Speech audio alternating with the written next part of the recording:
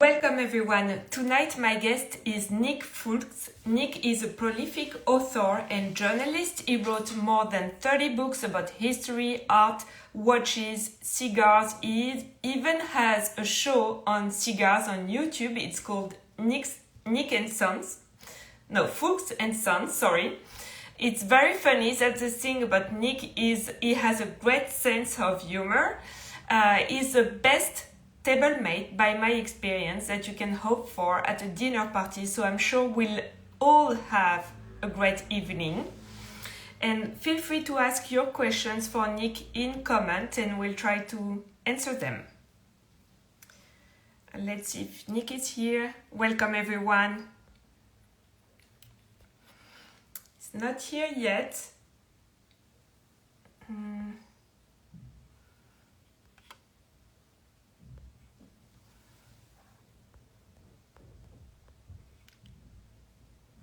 Yes.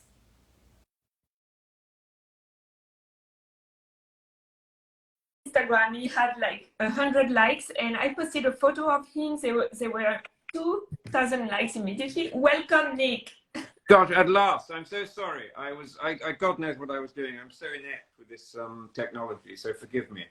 No worries. Well, thank you so much for accepting my invitation tonight. That's very, very kind. I only know that it was on because my wife yelled down from upstairs to say that you were waiting there for me. So, So a big thank to your wife. She's great. She's the best. As I often say, and as people often say, she's the most likable thing about me is my wife. Second most likable thing, my kids. Anyway, tell me. I was speaking about your kids, actually, about your show on YouTube. Oh yeah, thank you. That was something we started in lockdown, and we've continued. Peripatetically, in that I quite enjoy doing it, but the one who films it he's very high-minded, the one who films it, and he regards it as a bit how would you say, I don't know, not déclassé, but it's not art. Do you know what I mean? It's pure fraud. Is it improvised? Yeah, we were so lazy we couldn't script it. We can barely get it together to film it. Do you know what I mean? So to find us, except the one time when we did actually script one of the stunts. We spend more time planning what we're going to wear than actually what we're going to say, because we believe that style is always more important than substance. And that's why I had to change for you, because I was wearing my polo shirt and I felt very underdressed when I saw you in my top hat, yes. I'm yeah. sorry, I always dress like this. I've dressed down actually today. Normally we're dressing for dinner about now, so I'd normally be in black tie, so forgive me. So that's your typical Sunday outfit? Yes, totally. I mean, this is just me on a Sunday afternoon in sort of, casual clothes. Nice. See, okay.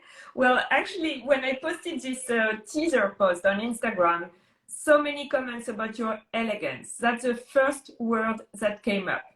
So I'm curious to know what's behind your commitment to elegance. Well, I don't know. I mean, first of all, it's very kind of people to say. I kind of aspire to elegance. My grandfather was very, very well dressed. And clothes have always interested me. I mean, I've always loved clothes.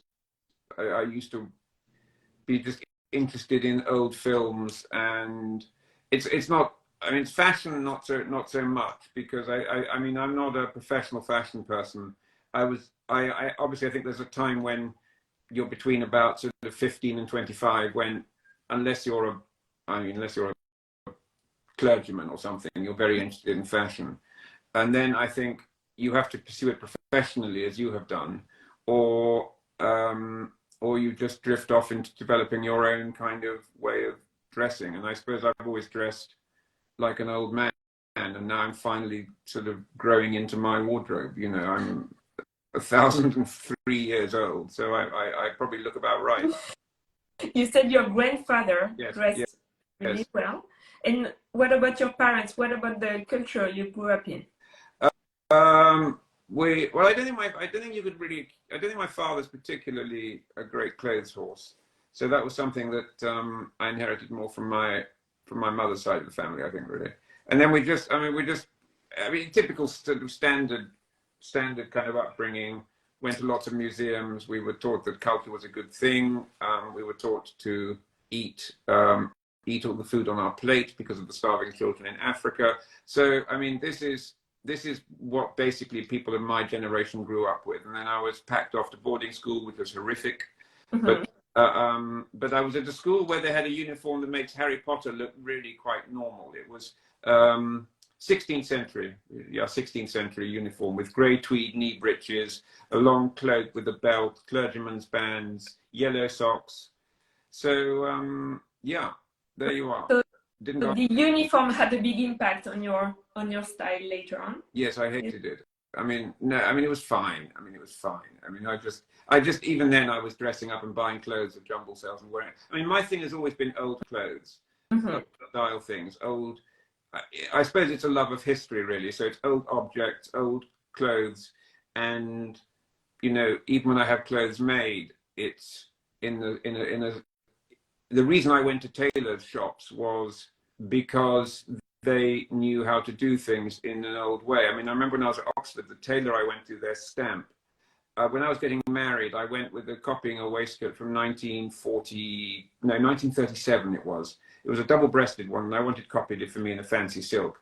And it was made for a Spitfire test pilot who lived at Headington.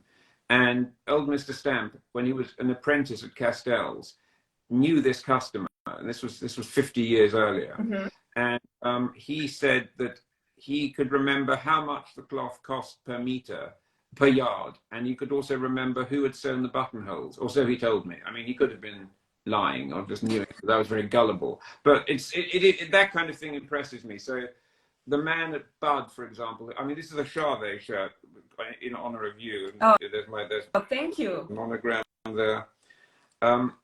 But the chap who cuts my collars at Bud learned to cut collars from a man who cut collars for George V. So it's all this kind of, and the shoemaker that I have, Eric Cook, who's hasn't made me a pair for a while now, but he made shoes for, oh God, Cary Grant, and one of my great heroes, George Hamilton, who I think, I love George Hamilton. I spent a wonderful week with him in Las Vegas once, which was fantastic. And your thing is the rings as well. Yeah, I mean the rings. I've just I got my. It's very distracting having this. It's like being on one of those American television programs where they have all the stock prices running along the bottom and up the side, and graphs appearing. Yes, no. Yes. Well, the comments are very positive so far. Well, so far so good, but we have been on. I mean, I think we might bring things to a close now and switch while we're ahead. Oh dear. The rings. We were speaking about the rings. I quite like rings. I mean, I just tend to acquire rings and put them on my fingers. I don't. It's difficult enough for me thinking about getting dressed to let alone have to then sort of go to the sort of three-dimensional chess level of actually trying to coordinate my jewelry to what I'm wearing. Mm-hmm. So I keep the rings as standard and immutable because it would just waste too much time. I mean, I waste enough time because I'm sort of an Olympic level procrastinator. So I waste. It must be very time consuming to be so elegant every day. You're very, very kind to say that. I'm not so elegant every day, I assure you. I'm merely. I mean, I like wearing clothes. There's somebody from Australia. Yes. God almighty, what a world. It must be night time in Australia or morning or something. Probably, right? Probably. I see you're in. No idea. So you mentioned your love for history. Yeah. Is that your beginnings? Is that your first endeavor in the professional world? Is that no? My history? First endeavor in.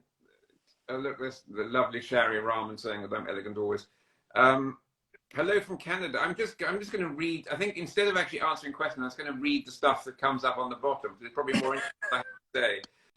No, my first professional attempt was the wine trade. I was in booze PR for a while. Mm-hmm. Didn't like that much. I mean, I did it for a while and didn't like that. And then I went into newspapers. I went to work for the Evening Standard in London, and I edited a lifestyle section called London Life, which was great fun. Then I went to help relaunch the magazine, ES Magazine, as a weekly, and then ever since which is coming up for 30 years. I've been a sort of, yeah, I've been writing, really, writing and editing various things, and you know. Yes, you wrote more than 30 books. Apparently, yeah, that's what it says in your bio. Yeah. Wow. I must have counted. I think it might be slightly more now. I don't know. I mean, yeah. You told me that you have. I was joking. I said, and you have 10 in the pipes, and you said yes, that's correct. It is actually. It is, and I've got to get a bit of a move on. How many books did you write about watches so far? Mm-hmm. I don't know. Let me think. 1, 2, 3, 4, 5. 4 or 5, and then I got another 3 waiting to be published. So no, maybe more, maybe 6, and then the 3 waiting to be published. Wow. So yes, you know one thing or two about watches. One thing we've been discussing together is that there's this paradox of the Gen Z are supposed to, you're told the time by your phone, but at the same time, there's a lot of demand for luxury watches. What's your view on that? It's quite interesting, and to illustrate the point, I have a member of Generation Millennial here. I just happen to have. Fantastic! We have a guest star. Hello. Hi. Nice to meet you. This is Max. Hello. Max, the one from Foulkes and Sons. Yes, the star of Foulkes and Sons. Sadly so. Here star. I am. No, brilliant. Well, thank you for joining us tonight. Well, thank you for having me. I've been lurking in the background, so yes, he's been in the green room. It's my time to shine. Well, it's a big production tonight. Oh yes. It's proper stuff. It's proper stuff. We really don't mess around. No. No, but what Generation Z? But he's not Generation Z. He's a millennial. Maybe he is Generation Z. What is Generation Z? Yeah. What is that? I think it's until 25. Am I right? I'm a little past that. It's a little past that. Yeah. But it's okay. No, but we are going to as Gen Z. Isn't it to do with when because millennials are supposed to be people who came to maturity at around about the turn of the century, right? Right. So he was born in 1996. I don't think I've matured yet, so I've still got a little while left. But anyway, I mean, you're allegedly typical of this demographic who are supposed to read the time on their phones. Yet he asked me for a present of a box in which he could put how many watches? I don't know, 20 maybe. 20 in, and then display them under and then have them under the bed. I mean, they're not very expensive watches, so there's not really worth breaking in to steal them. But no, you just told everyone where they are, though. Yeah. But anyway, can we know exactly where they are? Well, so I've got today. This is the watch. The brand I'm trying to make great again. This is a Roy King. Take it off. What's the brand of this? It's Roy King. So it's a famous. Once upon a time, a famous jeweler and watchmaker. This is sterling silver. This one. Okay. But he made watches for the likes of Tom Jones. Very thin. Yeah, and he made watches for Tom Jones, the Beatles. It's like being on QVC, isn't it? Admire. Look, it's like shopping channel, home shopping. See the buckle, and I see GBP 959 has just joined. Welcome. Right. Anyway, can you see it? There it is. The Roy King. But yeah, no. This is and I think he was quite successful at the time, but. Very few people know about him, and you can still pick up the watches for a reasonable price, which I'm soon to change. Hopefully, yeah. But I mean, what is interesting, I think, is that there are two schools of thought on this. One is that millennials, and I think it probably depends where you are in the world. One is that these millennials or Gen Z or whatever we choose to call them, but people of a relatively, I mean, maybe under 30. Should we say under 30 yes, let's say that. That they find timepieces irrelevant because they can tell the time on their telephone or whatever, which is, of course, true. But a watch isn't really about telling the time. So obviously it's then about engaging with it as an accessory, as an expression of personality. And also people thought the Apple Watch would be the death of the wristwatch, the mechanical traditional wristwatch.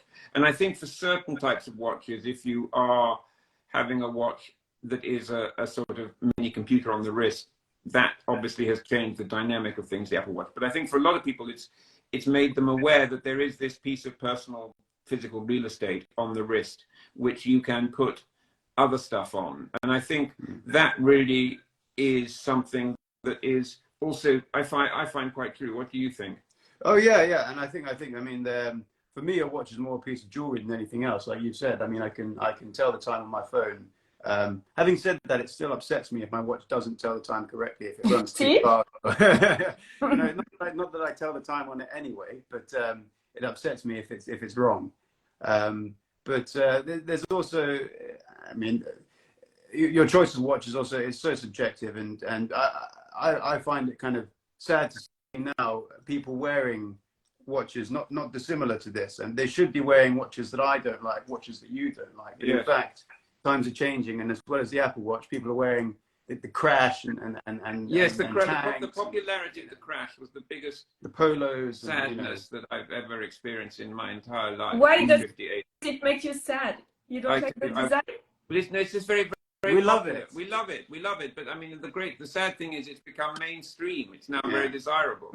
And there's the King Midas. The King Midas. I mean, I remember a time when the King Midas, people would pay you to take them out of the shop. Yeah. And now I think they're advertised at Somlo in the West End for 25,000-30,000 pounds. I mean, well beyond my budget, and that's a shame. I think the crash is because of rappers, right? That's the thing. They shouldn't be allowed to. I mean, shouldn't they allow us poor people to just enjoy our simple pleasures, like the Cartier Crash from London from 1968? It's upsetting. I mean, they have everything anyway. They have all the fast cars, and they have the glamorous life, and they have the access to the VIP zones of places that I probably wouldn't know where they are, and all sorts of things like that. All that stuff. Yeah. So they should at least allow you the Crash and me a King Midas. Yes, but anyway, we're getting over it. We're getting over it slowly. There was a question for you. What are your favorite tailors in London? Terry Haste, Mariano Rubinacci, Huntsman, and Lorenzo Cifanelli started coming here, and he's very good as well. And in Paris, Charvet, right? Charvet, it's one of the greatest places. There are a few places in the world where you can't imagine anything unpleasant happening to you, and Charvet is one of them. It is just well, it's quite a large piece of paradise, actually.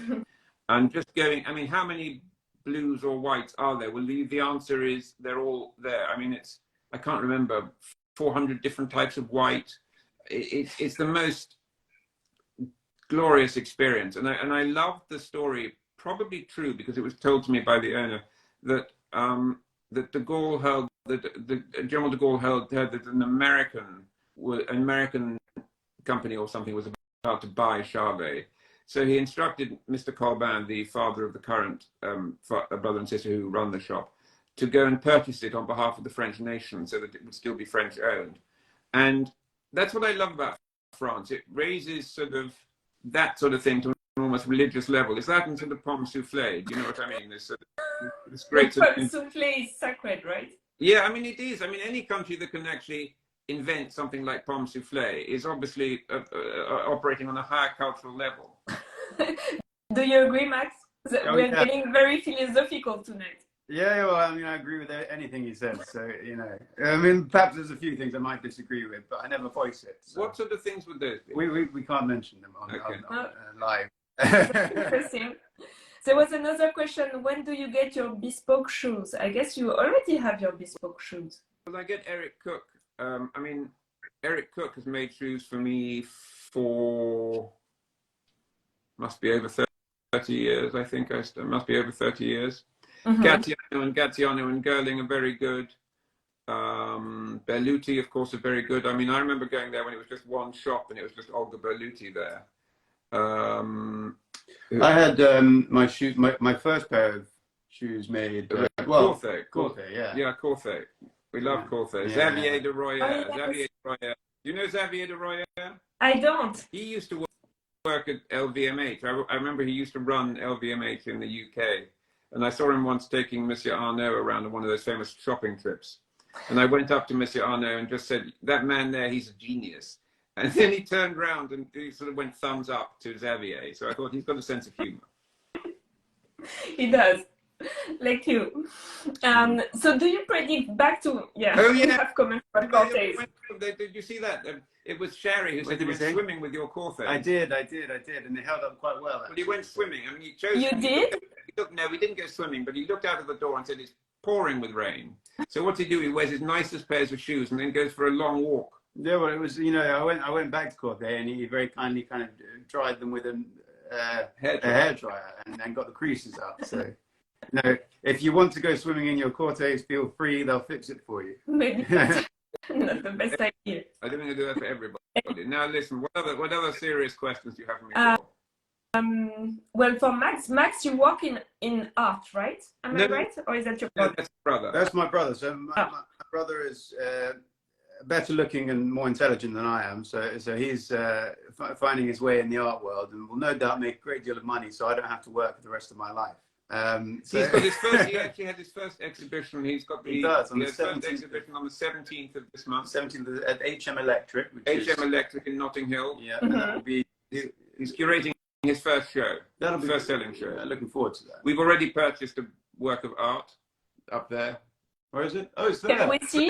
Hey! It's good, isn't it? Can I get it down? Yeah, get it down. Bring it down. Bring it down. This is Norman, who's an artist in his 50s. And Freddie's doing a group show, and he's also made films of all the artists at work. So it's a sort of multimedia thing that might have happened in Paris in about 1967 or something like that. But it's a good picture. Oh, really, really great. It's sort of semi-abstract, and it's great. So love it. It's good. Yeah, it's proper stuff.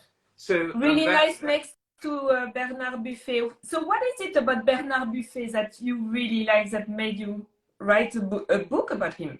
Well, what I was interested in was this man who I quite liked. I saw a painting. It was a gouache, and it was a sort of a typical that looked like something he might have done for a Georges Simenon book in terms of a gun and a sort of gitane cigarette on a kind of Gauloise ashtray with a sort of Ricard pastis, you know, very, very sort of tourist book French. And I rang up a friend of mine who I thought knew about these things. And it wasn't expensive. And I said, well, it's absolutely not. Terrible artist. So of course I didn't buy it, and I still regret it.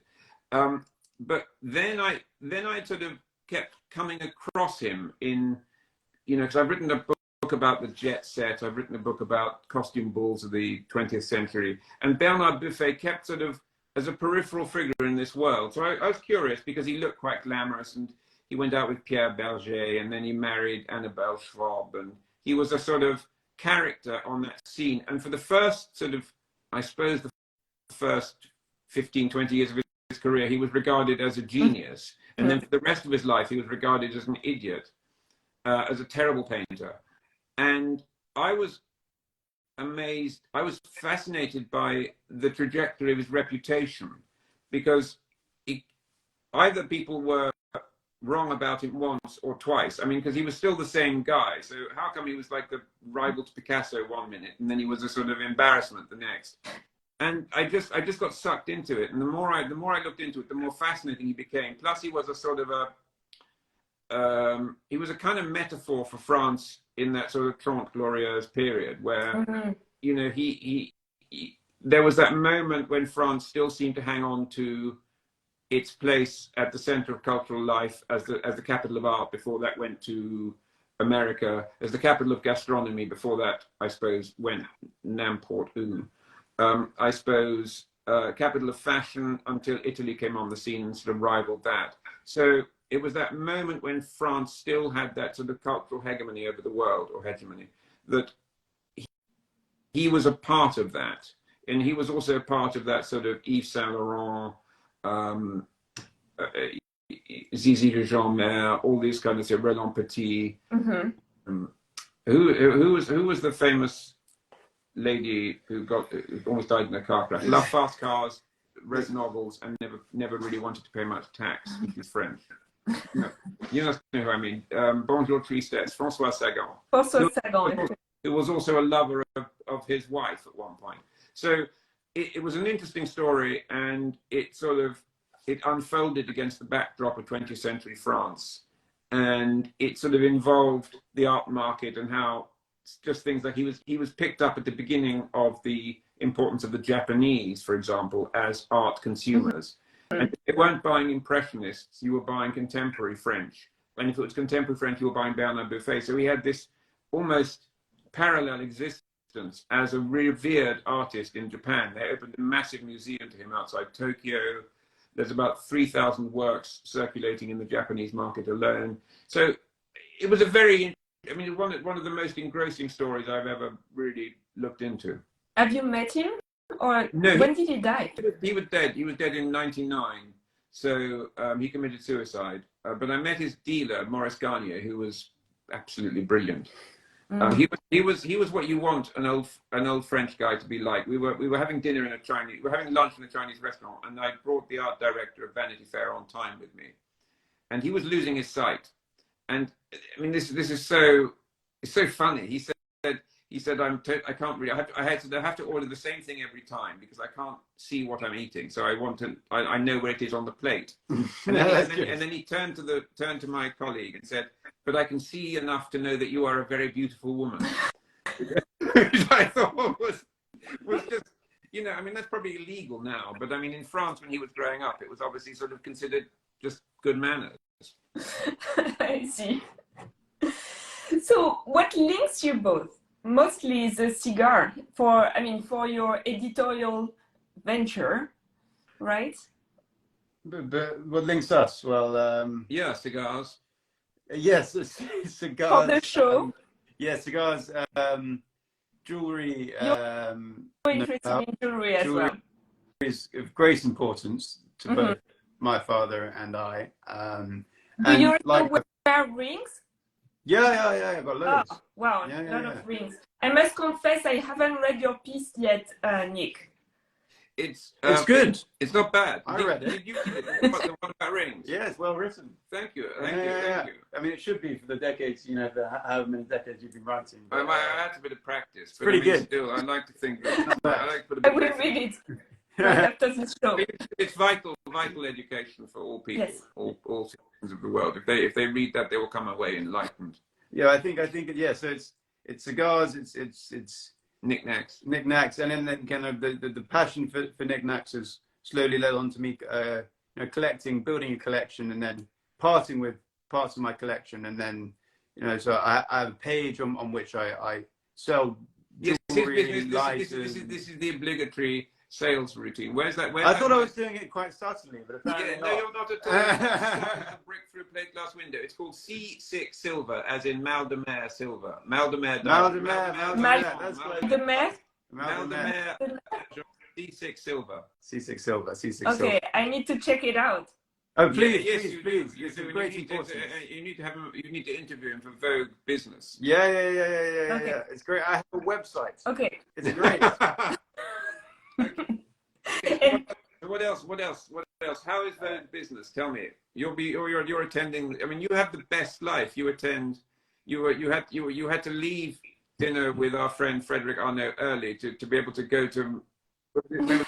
Was it Mumbai to sort of see a fashion? Well, I have to say I'm very fortunate because I'm coming to Monaco next week and I'll be able to attend your panel discussion. Well, it's not mine.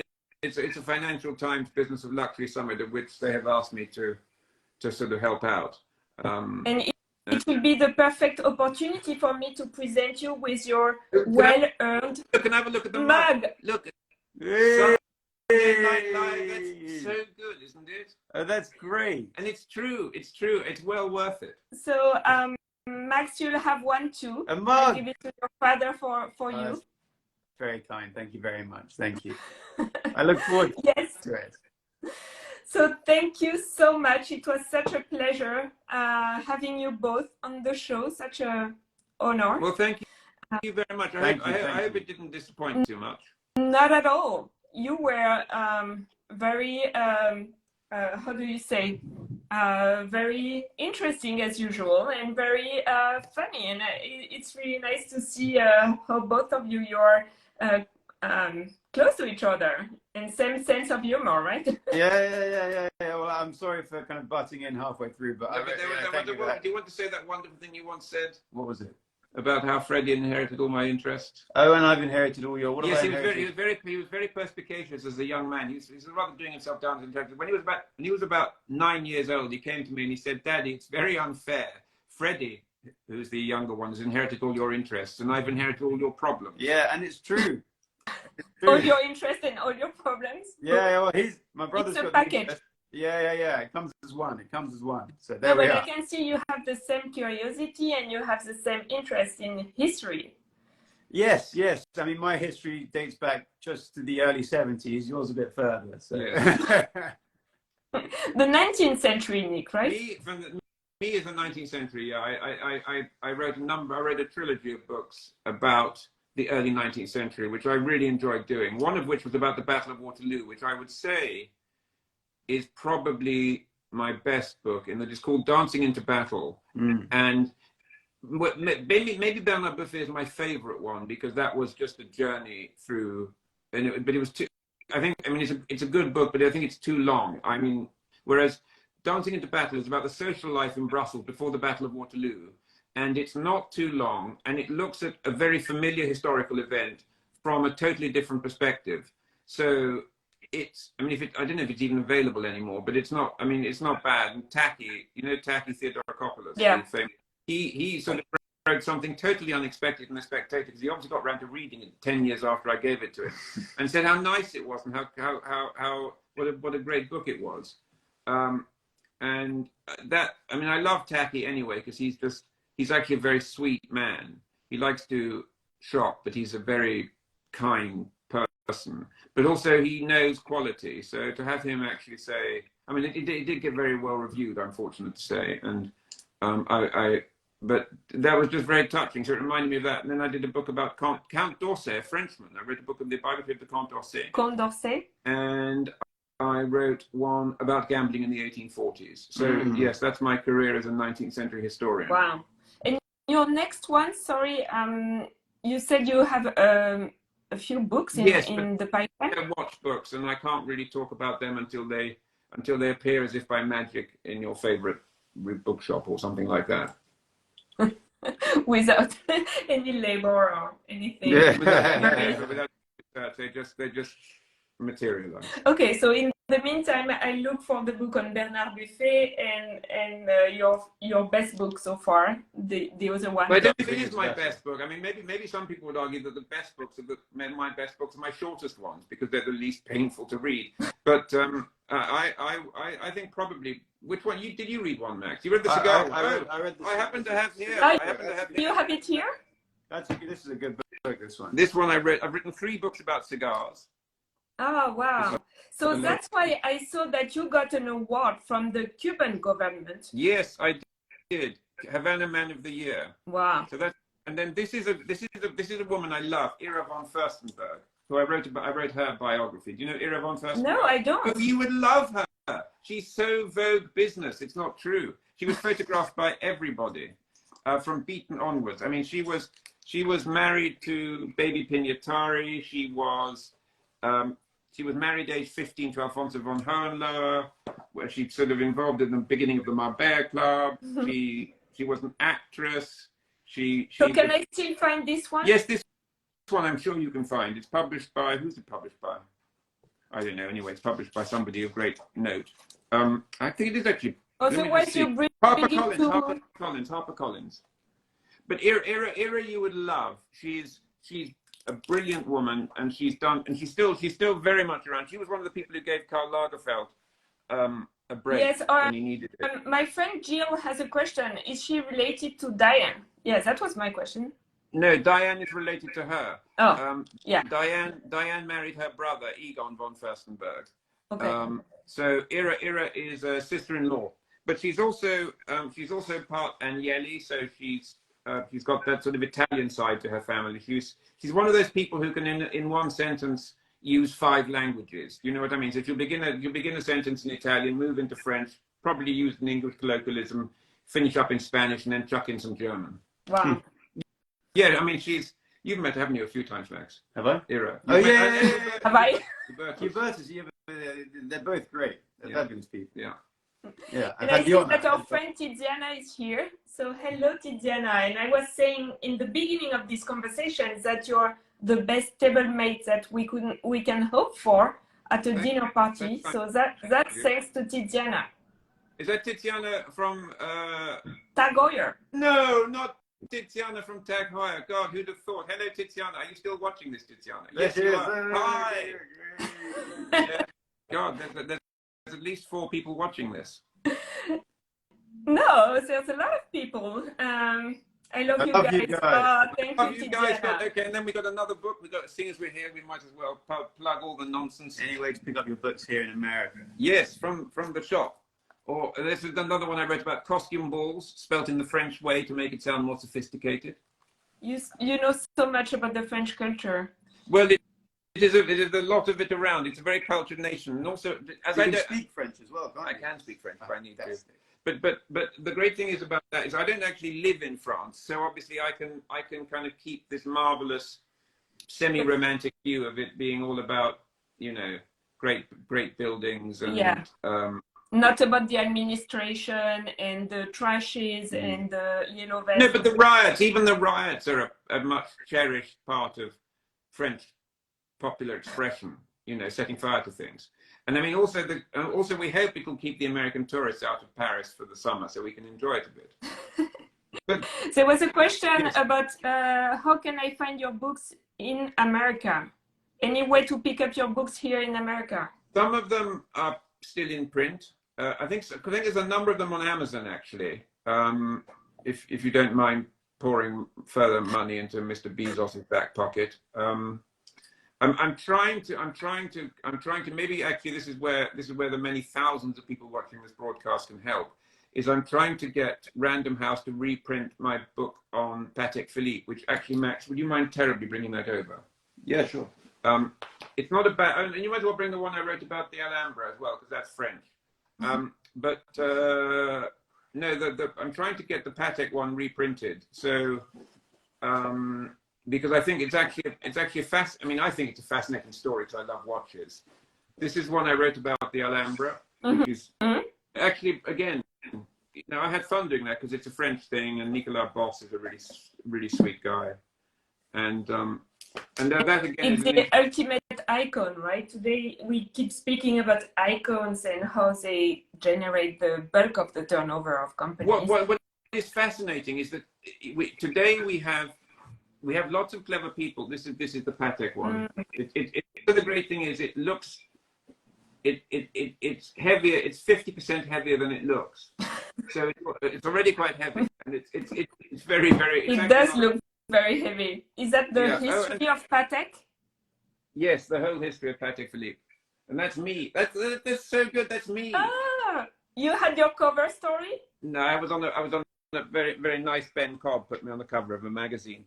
No, but what's interesting about these so-called icons is that, you know, I mean. And I think Vogue Business and your prominence, yourself personally, and your greatness, is down to this analysis of what it is that makes these brands great, and what makes them commercially successful. And it's often with things like Alhambra, like Crash, like the nail bracelet of Cartier. These things, everybody's looking for their Alhambra, their love bangle. These things came about almost by accident. I mean, for example, the Alhambra was obviously done in the 60s because the sautoir was quite fashionable. This sort of this kind of Gothic motif was quite, you know, it was a big 60s thing, and it might have gone out of production had it not been for popularity in Japan, like honestly almost like Bernard Buffet, because the motif is not unlike the Japanese keimon, a terrible pronunciation, but these you know, these sort of semi-heraldic motifs that they have, And because they could keep it in production, because there was demand for, I don't know, a few, say 50, 100 of these items a year in Japan, it remained in production. So when it suddenly become an icon, they could, I mean, cleverly, I mean, you know, Nicholas Boss, in my mind, is one of the great CEOs of today in terms of his grasp of culture, and he's also very shrewd, but he's also very funny. And he saw that there was something there, and because it had remained in uninterrupted production, it had become, it had suddenly now, when you get lots of people that studying at a business school, do you know what I mean? Because you have people coming into the fashion and luxury businesses who by rights really should be working at P&G, but it's become a career choice now. When I went into this stuff, it was just nice stuff that I liked, and now it is a kind of huge business. And I mean, your great friend, Mr.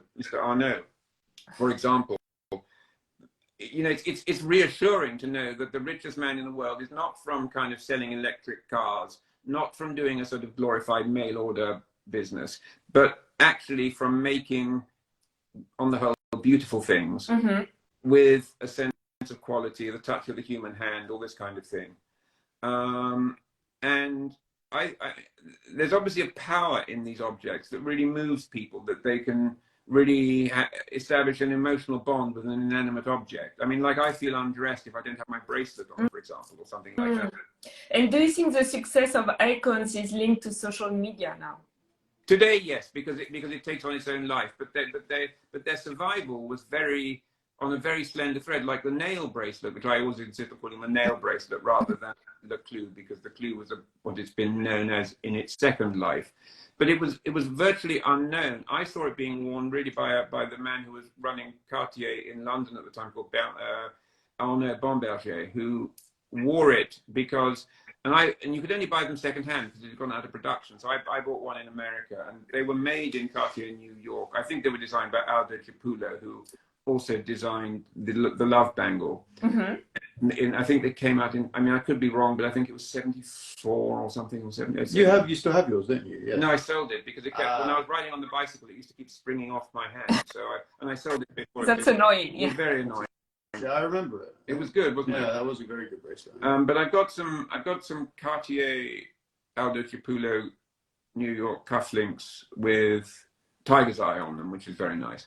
But anyway, but these things, and now obviously, because I mean, social media is fascinating in that it's like sort of miracle grow. It's like a formula that you put on a small plant, and then overnight this small plant becomes a sequoia.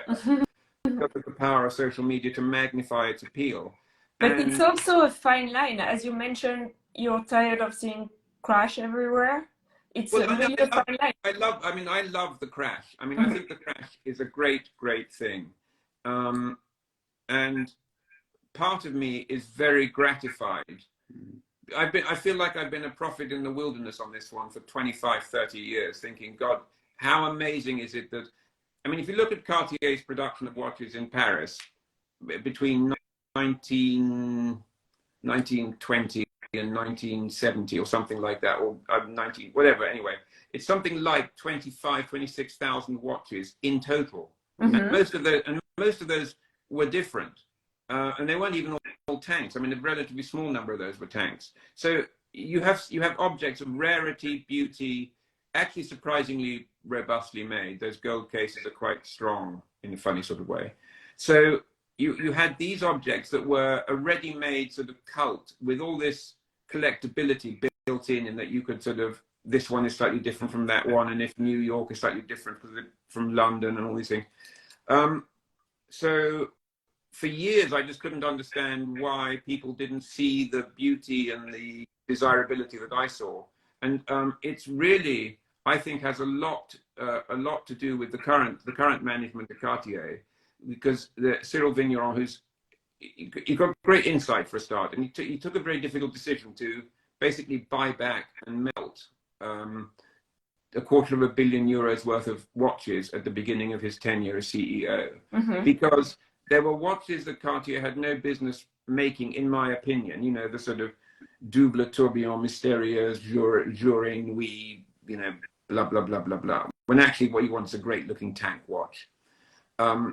There were certain watches like the Drive, which I think is a great Cartier watch with a terrible name. I mean, they said to me once, but it means the same in every language, Drive. And I said, well, so does shit, but it's probably not a great reason to choose it as the name of a watch. And I think that watch could have been I think actually is a very attractive modern contemporary Cartier model, but I think it suffered from having this name that has nothing to do with anything. The name is so important indeed. Well, I think if it's a name that's familiar, that's been around for ages, it has a resonance, or if it's a name that just actually is about what the thing is about, you know, like the tank asymmetric is an asymmetrical tank. The tank, the crash is a watch that looks like it's been in a car crash, you know. And the Benoit. Benoit, it looks like a bath. Yeah. I mean, it looks like a very small bath for a midget, but it's still a bath.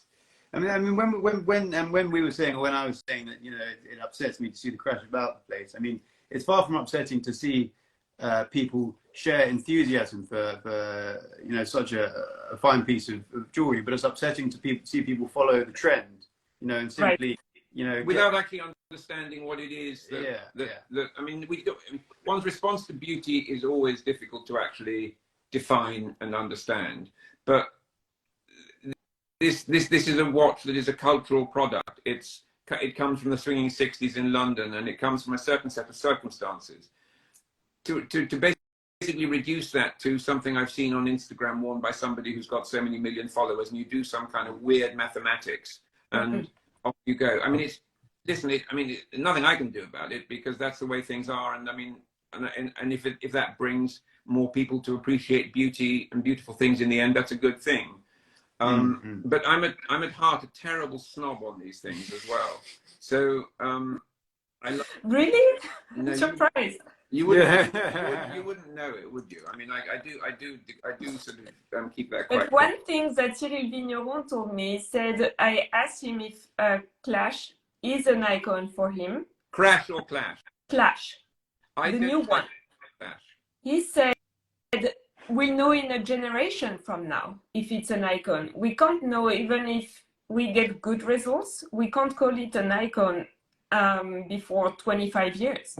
That's why he's a clever guy and he's running Cartier very well, because that's exactly the truth. Some marketing-led bullshitter would have said, yes, it's an icon of today, tomorrow, forever. It's pure Cartier DNA of the brand. Yep. You know, emotional, this, that, the other. Feel the emotion in the piece. It's fine, but actually, if you look at what they did with the high jewelry, the ladies' watches this year at the watch fair, they had some great designs that did look a bit Jean Toussaint-ish or Toussaint or whatever, however you pronounce it. But they had something about them. So there is a real. I mean, he's got a feel in his fingers for it. You know? And there was this Benoit I really like. You said... that was the baby one on the bangle. Yeah. That is a great watch, and that is a great, thoughtful reuse of a classic, reinventing it in a way that is very simple but beautiful, rather than, and it's a very humble way of doing it, because you're not showing how clever you are. I mean, my temptation, because I'm so sort of keen to sort of have people think I'm so amazingly clever at things. If I ran it out, I'd say, we need to have all this stuff on it to show how clever we are. Whereas actually, he's got enough humility to say, we don't need to do very much to something that's a beautiful, great classic to put it in front of a new generation who will appreciate the same eternal qualities of beauty that their parents and their grandparents did. And I think that is the